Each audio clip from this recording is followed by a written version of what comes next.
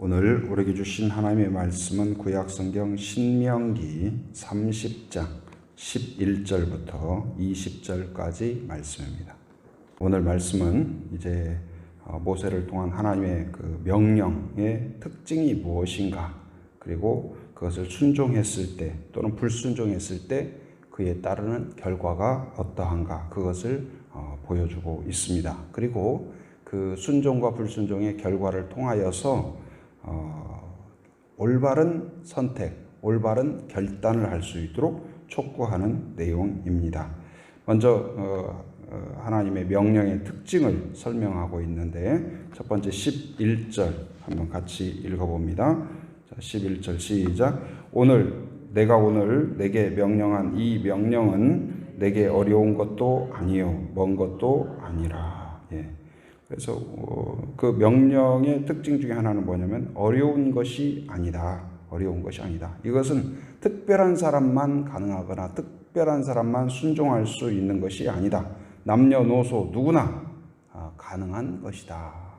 우리 그 한국의 문화유산 중에 제일 귀한 것이 무엇일까요? 이렇게 물어보면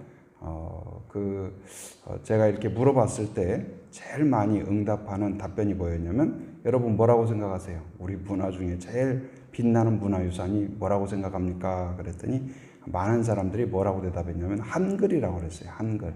근데 참 그렇다 생각이 들어요. 요즘 한류나 모든 거에 있어서 한글이 없었다면 가능했을까, 그런 생각이 들어요. 근데 이 한글의 특징이, 저도 이제 중국어도 조금 배워보고 또 뭐 다른 언어들도 일본어도 해보고 그러지만, 이 한글처럼 참 쉽고 간단하게 되어 있는 글자가 없다 생각이 돼요. 그래서 이 전 세계적으로 문맹률이 아마 우리나라가 제일 낮을 거예요. 아마 거의 다 지금 한글 읽고 쓰고 이렇게 하는 것은 큰 무리가 없을 겁니다. 아마 웬만한 사람들은 다. 그러니까 이런 어떤 굉장히 쉽잖아요. 근데 이 한글이 이렇게 쉬워서 모든 사람이 읽고 쓰고 하는 것이 쉽듯이, 어쩌면 이 복음, 하나님이 주신 어떤 명령, 그리고 우리에게 주신 이 복음은 첫째 특징 중에 하나는 뭐냐? 쉽다는 거예요. 쉽다. 그래서 예수님이 말씀하신 어떤 복음의 특징 중에 하나가 뭐냐면, 고학력자나 아니면 많이 어떤 저명한 사람이나 그런 사람만 이해할 수 있는 복음이 아니다. 대학 교수라든지 그냥 학위가 있고 공부를 많이 한 사람, 유학 갔다 온 사람만 이해할 수 있는 복음이라고 생각해 봐요. 그런데 예수님의 복음은 그렇잖아요. 굉장히 쉬워요. 단순해요. 그래서 예수님 주변에 예수님을 따르고 예수님과 함께하고 그 복음을 듣고 기뻐했던 사람들이 주로 어떤 사람이냐? 막 고학력자나 높은 그런 사람들이 아니에요. 예수님의 제자들도 다 어부라든지 그냥 일반적인 사람들이야. 그리고 그 예수님과 함께 있던 사람들이 어떤 사람이에요? 가난한 자, 병든 자, 그리고 예수님께 와서 질문을 한 사람들이, 학교 다닐 때 보면은 선생님한테 질문하는 사람들이, 공부를 잘하는 사람들이 질문해요? 공부를 별로 관심 없는 사람이 질문해요? 공부를 열심히 하는 사람들이 질문하잖아요. 근데 예수님한테 질문하는 그 질문자 중에 한 퍼센트가 뭐냐면 어린아이들이에요. 그러니까 어린아이들이 오히려 듣고 이해했기 때문에 질문하는 거죠. 궁금한 것이 생기는 거고. 그래서 굉장히 쉽다. 그래서 오늘 지금 모세를 통하여서 구약이든 신약이든 하나님이 주시는 이 명령과 약속의, 그리고 진리의 말씀은 쉽다. 그래서 진리일수록 뭐라고 그래요? 단순하다. 복잡하지 않아요. 그러니까 무슨 그냥 복잡해서 이건 안 되겠다, 나는 도무지 이건 이해할 수 없겠다, 그런 것이 결코 아니라는 거예요. 그래서 하나님의 명령과 하나님의 약속과 하나님의 복음은 굉장히 단순하다. 그리고 쉽다. 그리고 예수님도 그랬죠. 나의 길은, 나의 멍에는 쉽다, 그렇게 표현했어요. 단순해요. 그러니까 예수님을 믿고 받아들이고 순종하고 가는 길이 복잡하고 그냥 난제를 해결해 나가요. 하나 문제 해결하면 다음 진리로 나아가고 그렇지 않다는 거예요. 믿고 받아들이고. 그래서 너무 단순해서 오히려 어떤 사람들은 이렇게 해서 구원받는다고? 이거 말이 되나? 무슨 고통의 단계, 무슨 공양미를 갖다 주듯이 뭔가를 내 어마어마한 걸 갖다 드려야 구원을 준다고 하면 더 믿어질 것 같은데 예수님을 믿기만 하면 구원이 임한다. 하나님의 자녀가 된다. 이건 너무 좀 쉬운 거 아닌가? 그런 생각이 들 정도로. 그러나 이것은 우리에게 주신 은혜라는 사실을 기억하기 바랍니다. 오늘 또 모세가 말하는 거예요. 어려운 일이 아니다. 쉬운 일이다. 두 번째는 어떤 특징이 있냐? 먼 것이 아니다. 가깝다. 11절 말씀, 11절 말씀에서도 그러죠. 먼 것이 아니라. 그 다음에 14절에 보면 14절 한번 같이 읽어봅니다. 자, 시작. 오직 그 말씀이 내게 매우 가까워서 내 입에 있으며 내 마음에 있은즉 내가 이를 행할 수 있느니라. 예. 먼 것이 아니다. 막 추상적이고 현실 불가능한 우리가 뭐 좋은 말인데 하늘에 별 따오는 거 그런 것이 아니라는 거예요. 그러니까 무슨 추상적으로 듣기 좋은 말이고 그걸로 끝나지 않아요. 그러니까 하나님의 명령과 약속은 매우 현실적이고 실제적이에요. 그걸 순종하면 오늘 하루의 생활 가운데 실제적인 은혜가 있어요. 실제적인 능력이 나타나요. 실제적인 기쁨이 생겨요. 실제적인 자유가 생겨요. 그래서 추상적인 게 아니에요. 개념이 아니에요. 그러니까 하나님의 명령, 예수님의 복음은 바로 그걸 받아들였을 때 그냥 어떤 우리 머릿속에서 참 좋은 거다. 그 정도가 아니에요.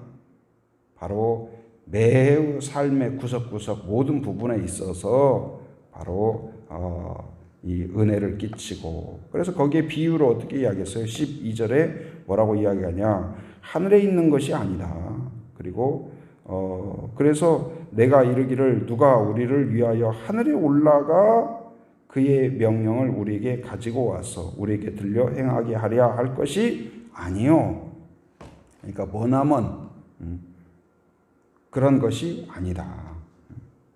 바로 14절에서 이야기하기를 뭐라고 그래요? 입에 있고 마음에 있다. 매우 현실적이고 매우 가까이 있다. 그러면 이 명령에 대하여서 순종하고 불순종했을 때 어떤 일이 나타나는가를 오늘 본문에서 극명하게 대조하고 있어요. 대조한다는 것은 뭐냐면 강조하는 한 가지 표현이죠. 자, 15절 말씀 같이 읽어봅니다. 시작. 보라, 내가 오늘 생명과 복과 사망과 화를 내 앞에 두었나니. 예. 두 가지의 완전한 대조를 보여주죠. 첫째는 뭐예요? 생명과 복. 뭐에 생명과 복이 딸려 있을까요? 바로 순종했을 때 하나님을 사랑하고 하나님을 의지하고 하나님의 뜻에 순종하려고 하고 또 예수님을 마음에 받아들이고 예수님을 의지하면 우리에게 뭐가 생겨요? 영생이 생기는 것을 믿으시기 바랍니다. 영생이란 뭐예요? 생명이 생기는 거예요. 영생이란 뭘까요? 영적인 생명이에요. 영적인 생명. 영원한 생명이에요. 그래서 이 바로 하나님께서 사람을 만드시고 뭐라고 말씀하셨어요? 그의 생기를 후하고 불어넣으셔서 사람이 뭐가 되었다? 흙덩이가 아니라 도자기가 아니라 뭐예요? 생영이 되었더라. 곧 이제 그런데 바로 사람이 하나님을 등지고 죄를 범하고 타락함으로 인하여서 이 생기가 없어져 버린 거예요. 영적인 생기가 없어졌어요. 그래서 바로 그냥 하나의 동물화가 되어버렸어요.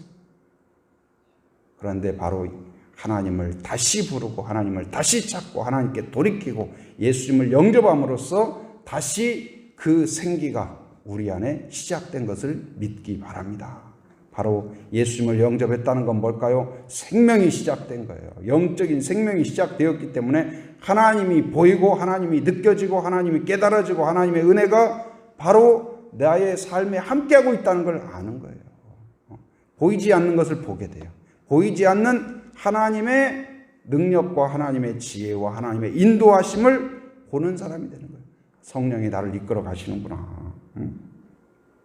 그리고 바로 이 생존할 뿐만 아니라 자, 16절도 한번 읽어봅니다. 시작. 곧 내가 오늘 내게 명령하여 내 하나님 여호와를 사랑하고 그 모든 길로 행하며 그의 명령과 규례와 법도를 지키라 하는 것이라. 그리하면 내가 생존하며 번성할 것이요 또 내 하나님 여호와께서 내가 가서 차지할 땅에서 내게 복을 주실 것이니라. 16절에 이렇게 밑줄을 쳐놓고 오늘 묵상을 하시기 바랍니다. 거기 보면 이제 몇 가지 단계를 이야기해요. 16절 처음에 보면은 이제 하나님 여호와를 사랑하고 행하며 지키라. 그렇게 하면 주어지는 게 있는데, 순종하면, 하나님을 사랑하면, 하나님을 의지하면, 하나님을 따르면, 마음의 말씀을 품으면 어떤 일이 일어나요? 첫째는 생존이 일어날 거다. 바로 영생이 시작되는 거예요. 은혜가 시작되는 거예요.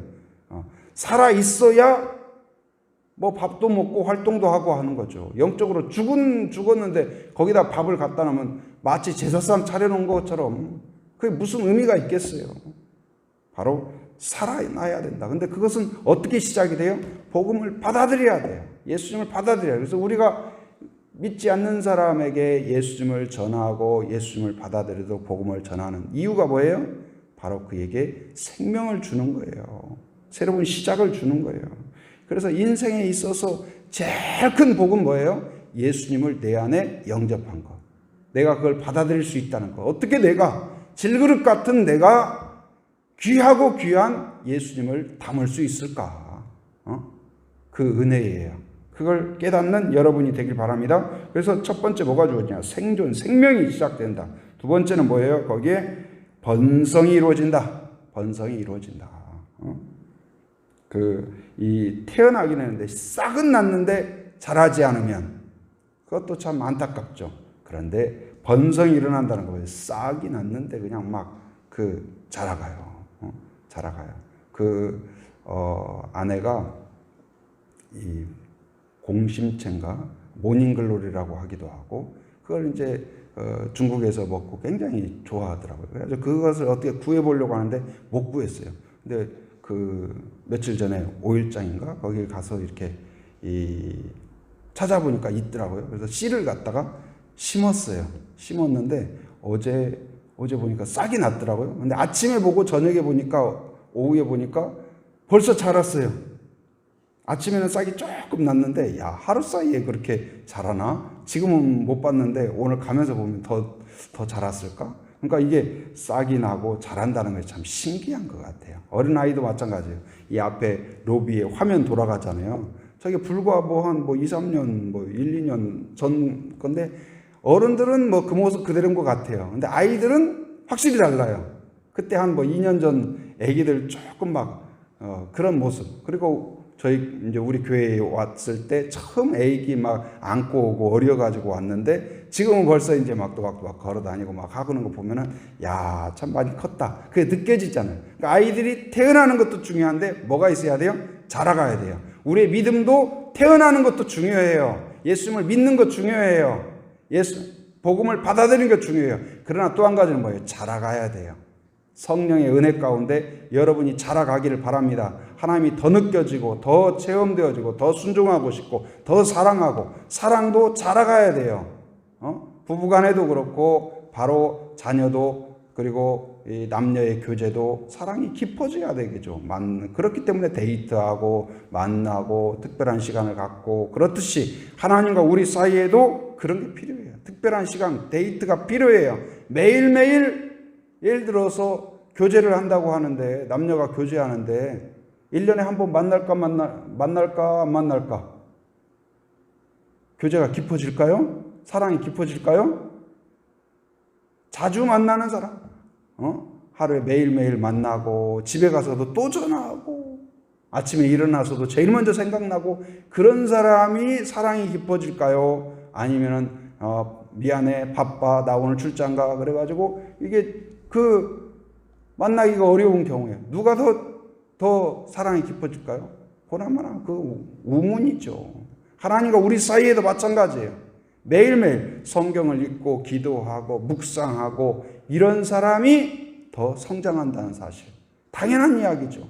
여러분 하나님이 보고 싶고 듣고 싶고 만나고 싶고 즐겁고 하나님 만날 때 제일 평안하고 자유하고 기뻐하고 그런 성도가 되길 바랍니다. 믿음이 작년보다 올해 더 자랐는가? 내가 더 하나님을 사랑하는가, 더 의지하는가, 더 느껴지는가, 더 풍성한가, 그런 사람이 될 수 있기를 바랍니다. 그런데 어떤 사람이 이렇게 된다고요? 그 복음을 받아들일 뿐만 아니라 순종하는 자에게 이런 복이 주어진다. 그리고 16절 맨 뒷부분에 보면 또 뭐가 주어져요? 복이 주어진다. 복을 주실 것임이니라. 복은 뭐예요? 결실과 은혜와 은사와 능력이 주어질 줄 믿습니다. 그래서 이 정말 그 하나님을 받아들이고 예수님을 받아들이는 인생의 최고의 복이에요. 뭐예요? 생존과, 그러니까 생명과 번성과 복이 약속되어 있다. 그래서 예수님을 믿는 것은, 하나님을 섬기는 것은 약속이 있어요. 이것을 소망으로 바라보고 달려가는 사람이 되길 바랍니다. 5일장에 언젠가 갔는데 나무를 팔아요. 나무를 파는데 이제 근데 그 나무가 크지 않은데 신기하게 거기에 감이 큰 게 맺혀 있는 거예요. 그런 거 보셨어요? 아니면 또 어떤 때는 가니까 하귤이 있는데, 하귤이라든지 뭐 이렇게 무슨 한라봉이나 뭐 그런 것이 있는데 귤이 붙여놓은 것처럼, 그 귤나무가 크지 않은데 거기에 하귤이 큰 게 달려있는 거였어요. 야, 이걸 가짜를 갖다 붙여놨나? 조형물을 붙여놨나? 근데 보니까, 자세히 보니까 진짜 귤이 붙어있는 거예요. 그럼 뭘 말하는 거예요? 이걸 갖다 심으면 이것이 맺힌다. 그걸 보여주는 거죠. 그 결과를 보여주는 거예요. 그래서 오늘 지금 생존과 번성과 복이 있다는 건 뭐예요?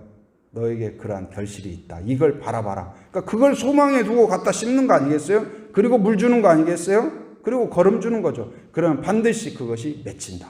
여러분, 하나님을 섬기고 의지하고 따라가면 반드시 바로 그 감이 맺히고 귤이 맺히듯이 생존과 번성과 복이 맺힐 줄 믿습니다. 반대로 불순종하면 어떤 일이 일어날까요? 15절 말씀 같이 읽어봅니다. 시작. 보라, 내가 오늘 생명과 복과 사망과 화를 내 앞에 두었으니. 뭐가 맺힐까요? 사망과 화가 맺힌다. 사망과 화가. 자, 18절에도 보면 그 결과를 이야기해요. 내가 오늘 너희에게 선언하노니 너희가 반드시 뭐 할 것이다? 망할 것이다. 뭐 하면요? 불순종하면, 하나님을 멀리하면, 하나님을 등지면 반드시 결과가 뭐예요? 멸망이다. 그리고 거기 뒤에 이야기하죠. 너희의 날이 어떨 것이다? 길지 못할 것이다. 예수님을 영접하면 생명이 있는데 어떤 생명이 주어져요? 영생이란 뭐예요? 영원한 생명. 살았는데, 싸긴 났는데 금방 죽어버렸다. 무슨 의미가 있겠어요? 그런데 우리가 예수님을 영접하면 하나님의 자녀의 신분이 될 뿐만 아니라 영원한 자녀가 되었다는 놀라운 사실을 기억하기 바랍니다. 그래서 이제 이 두 가지를 대조하고 우리한테 선택하게 해요. 지금 모세가 선택하도록 촉구합니다. 19절 같이 읽어봅니다. 시작. 내가 오늘 하늘과 땅을 불러 너희에게 증거를 삼노라. 내가 생명과 사망과 복과 저주를 내 앞에 두었은즉 너와 내 자손이 살기 위하여 생명을 택하고. 뭘 택해요? 답을 알려주고 지금 택하라고 하는 거예요. 열매를 보여주고 택하라는 거예요. 여러분 가서 과일 나무를 사는데 하나는 하귤이 그냥 막 뭐 주먹만한 주먹 2개 모아놓은 만큼 큰 열매가 맺힌 거 있고, 하나는 그냥 뭐 쓸모없는 열매 그런 게 맺혀 있어요. 똑같은 돈을 주는데 뭘 사겠어요? 보여주고 살아가면 뭘 사겠어요? 그럼에도 불구하고 쓸모없는 열매 맺힌 걸 산다면 어리석은 일이죠. 지금 성경은 우리에게 보여주고 택하라. 너의 인생을 택하라. 인생은 선택이다. 바로 인생은 선택이다. 근데 뭘 선택해야 하냐? 하나님을 선택하는 성도가 되기를 바랍니다. 그러면 생존과 번성과 복이 여러분의 가정 가운데, 자손 가운데 임하는데 어떻게 해요? 대대로 천대에 이르도록 임할 줄 믿습니다. 그러나 반대로 하나님을 등진, 하나님이 기뻐하지 않는 선택을 하게 되면 어떻게 해요? 반드시 뭐한다? 멸망한다. 그리고 그것이 길지 못하다. 뭘 선택해야겠습니까? 예수님을 선택하기 바랍니다. 하나님이 기뻐하는 일을 선택하기 바랍니다. 순종을 선택하기 바랍니다. 작은 것부터, 그리고 내가 할 수 있는 것부터, 단순한 것부터 하나님을 기뻐하고 순종하는 그러한 성도가 되기를 주님의 이름으로 축원합니다. 은혜가 충만하신 아버지 하나님 감사합니다. 오늘 또 하루의 첫 시간을 하나님 앞에 올려드릴 수 있도록 은혜해 주신 것 감사합니다. 하나님 새벽을 깨우며 함께한 아버지 한 사람 한 사람 하나님께서 기억하시고 기도와 소원과 또한 간절한 마음들을 하나님께서 기억하시고 응답하여 주시옵소서.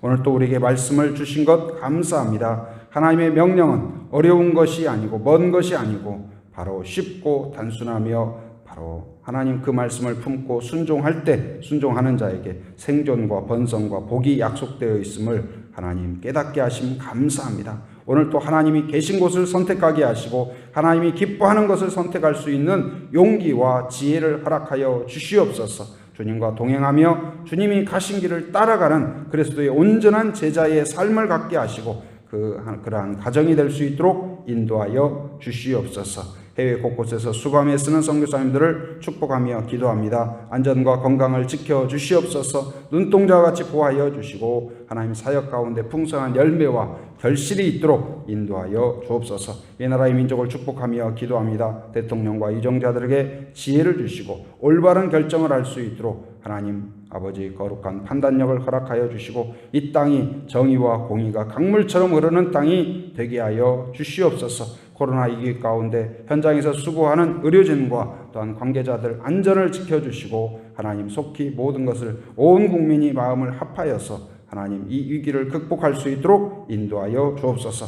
남북관계에도 은혜를 주셔서 하나님 평화적으로 대화와 교류가 확대되게 하시고 하나님의 손길 가운데 하나님 평화적으로 통일까지 이루어질 수 있도록 인도하여 주시옵소서. 오늘도 함께한 성도들을 축복하며 기도하오니 삶의 현장에서 실제적으로 말씀에 순종하며 실제적인 은혜와 능력을 경험하는 하루가 되게 하여 주옵소서. 삶의 현장에 살아가는 모든 성도들 오늘 또 안전하게 지켜주시고 건강하게 지켜주시고 이곳저곳을 왕래할 때마다 건강하며 안전하도록 지켜주옵소서. 해외에 육지에 군에 있는 가족들 자녀들 성도들을 기억하여 주시며 오가는 모든 소식이 복된 소식 은혜로운 소식 되게 하여 주시옵소서. 지금은 우리 주 예수 그리스도의 은혜와 하나님의 풍성하신 사랑과 성령의 교통하심 인도하심의 역사가 오직 하나님을 선택하고 하나님의 뜻에 순종하기로 결단하며 나아가는 한 사람 한 사람 머리 위에 가정 위에 일터 위에 사역 위에 지금으로부터 영원토록 함께 하시기를 간절히 축원하옵나이다. 아멘.